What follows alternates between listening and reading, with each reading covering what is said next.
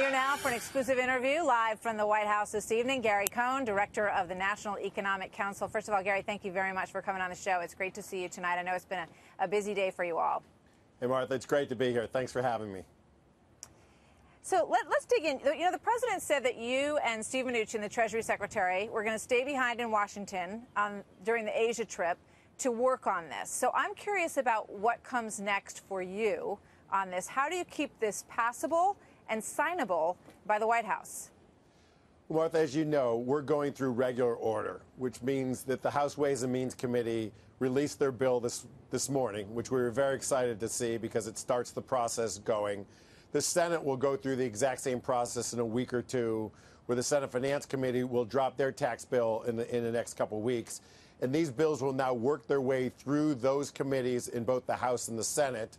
They will ultimately get to the floor of the House and Senate, and they'll get voted on. Secretary Mnuchin and myself will be here to help with questions that the House or the Senate have about any of the issues as they work through the committee process and they work through the floor process. Well, the Senate, as they always do, has made it clear that they're going to have their own version of this bill. How much clarity do you have on what that looks like and how close the two bills are? Well, as you know, we agreed on a framework before each of these tax writing committees started. And the House bill today that was dropped has much of the framework intact. So the tax rates that we agreed upon are there. But the two key fundamentals that the president is driving and that we all agreed upon are going to be in all these bills.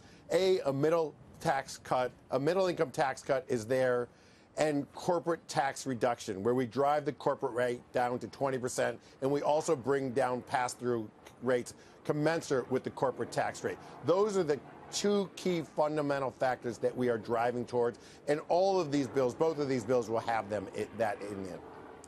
Right. So I'm hearing that if those two things are in it, the president will sign it, and I've heard you say that before.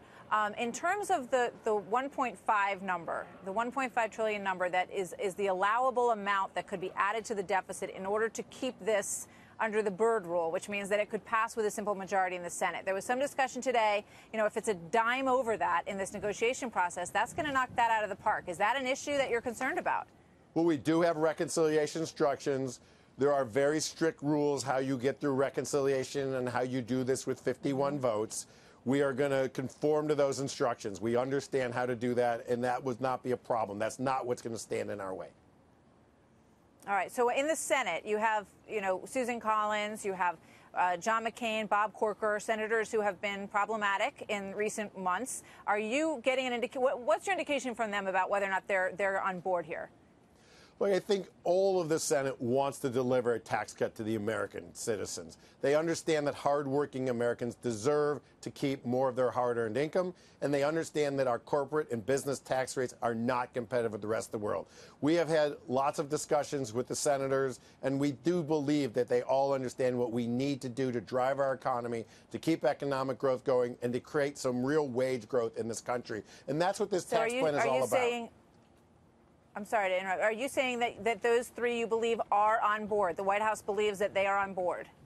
We're working with all of the senators to get a tax plan that we can carry 51 votes on, and maybe even some of the Democrats come on board as well because it makes good economic sense. That's what we've been driving for. That's what we've been working on for 9 months, and that's what we're going to continue to work on.